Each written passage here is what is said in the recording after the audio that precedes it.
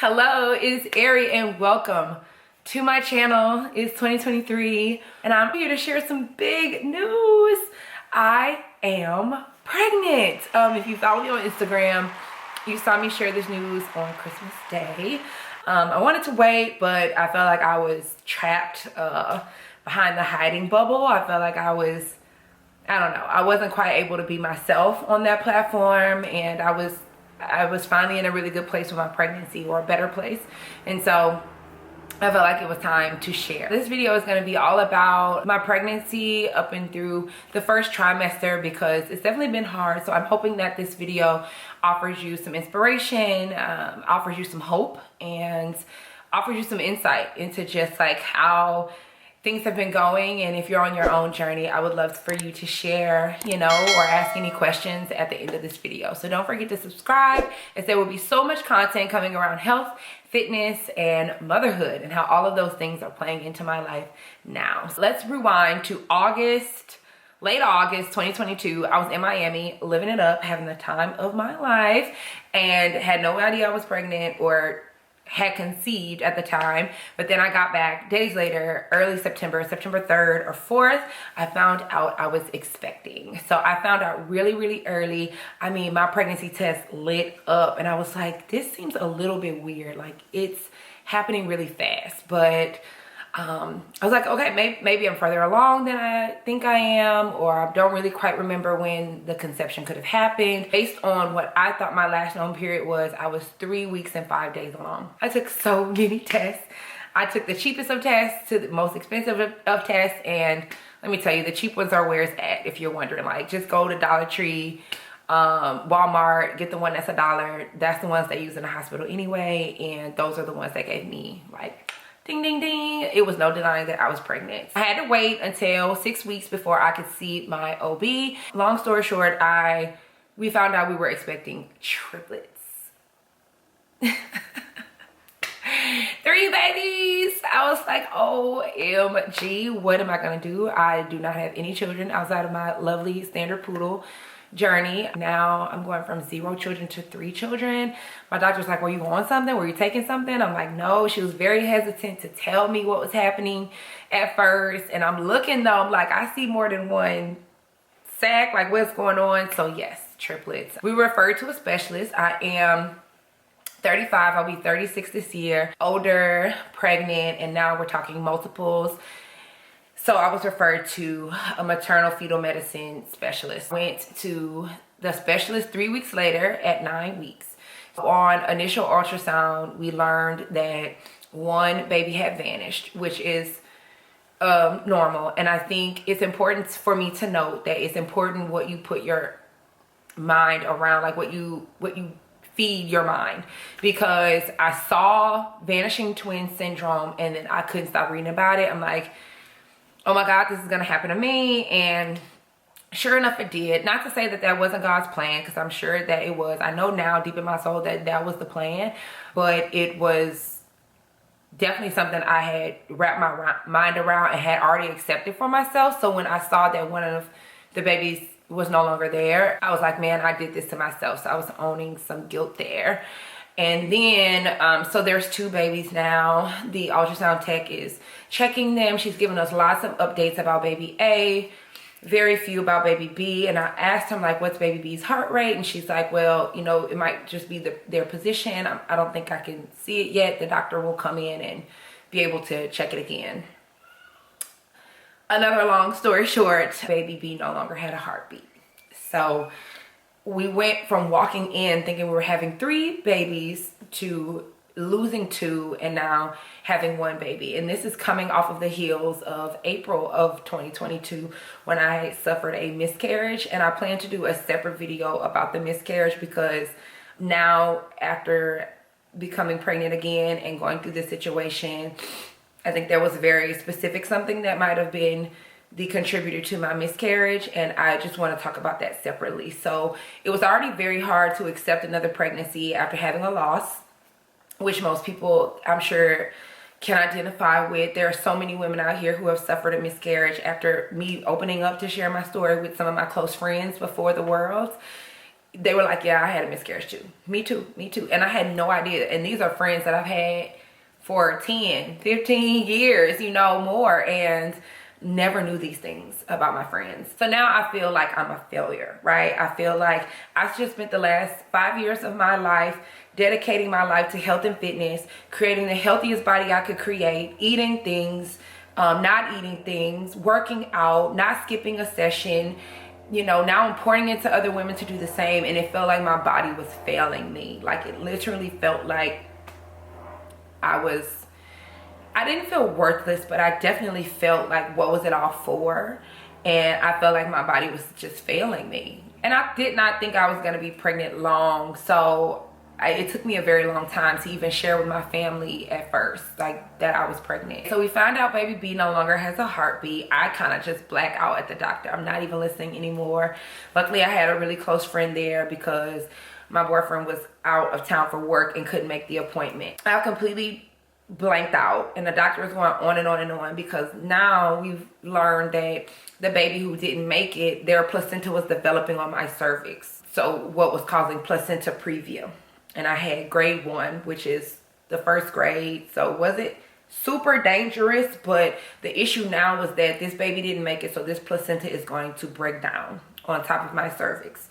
And so the doctor is telling me all of this, and honestly, I did not hear it until she called me back, because we had to have a conversation around just how unsupportive it felt in that moment. I did not feel very supported by my doctor. It felt like, yep, this happened to you, now you do this.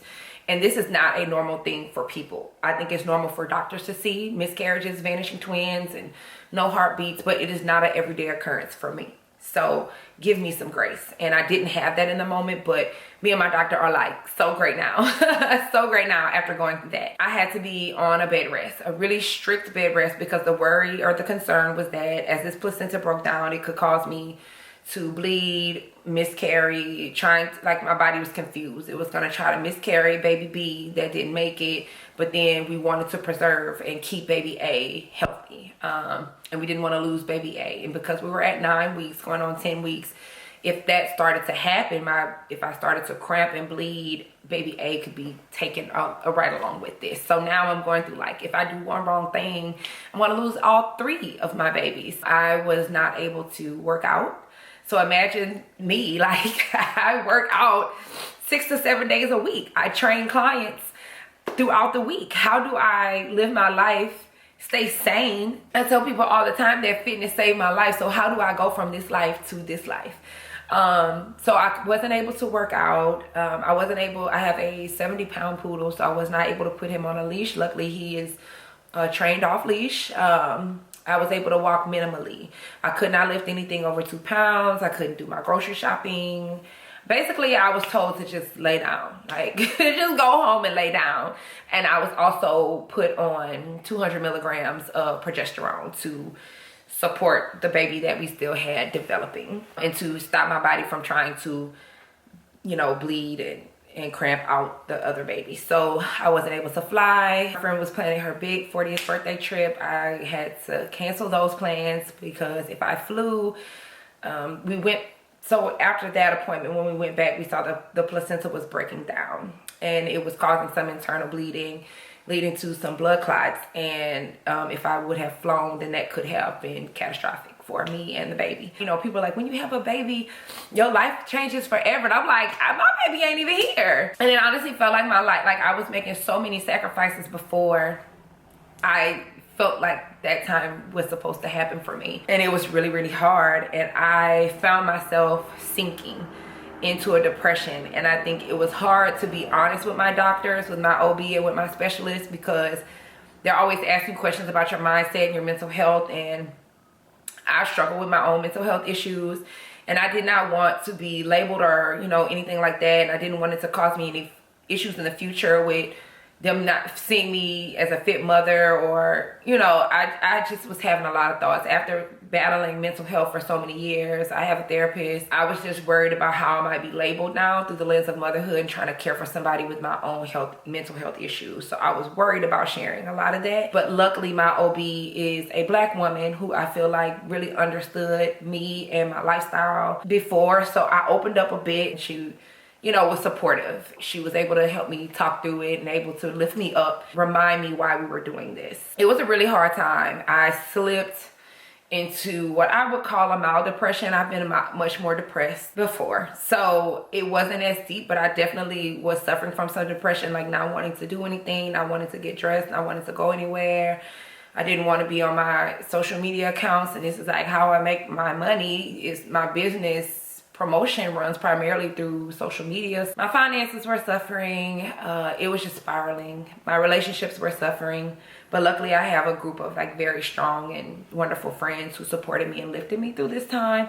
But it was hard. If you are going through something similar, please know you are not alone. It's really, really difficult, but you can see your way out. So I was on bed rest for 6 weeks. At my appointment where I crossed over into my second trimester, I'm not gonna get too deep into that because I'm gonna do another video on the second trimester. I was able to do light workouts, and I was able to lift up to 10 pounds, and then I was able to fly for 1 hour. So I still wasn't able to make my friend's birthday trip, but I was able, like, I felt like I was getting a little bit of my life back, and that started to lift some of my depression. All in all, so far, this has been definitely a roller coaster. We are currently today 21 weeks, and everything looks really good. And I am learning to live in the now. I am learning to appreciate the little flutters I'm feeling and celebrate my baby now, and not get so caught up on the what ifs, because that's been really hard after having a loss and then going through this pregnancy. It's been very difficult to stay positive, but I think that's what's gonna keep this baby growing and allow me to meet them, is for me to stay positive and stay strong. So I want to tell anybody out there who suffered a miscarriage or has suffered loss, a twin loss, a triplet loss, or you're trying to conceive now and it's been really hard, I say, like, my biggest piece of advice is to have people around you that continue to lift you up, even when it's hard to lift you up. Because I'm not going to say during that time it was easy to lift me up. It was definitely difficult, but having people that love you enough to want to see you reach the other side is important. Staying grounded in your own prayer and spiritual practices, whatever that looks like for you. That was really important to me, to pray and meditate and just really focus on the positive.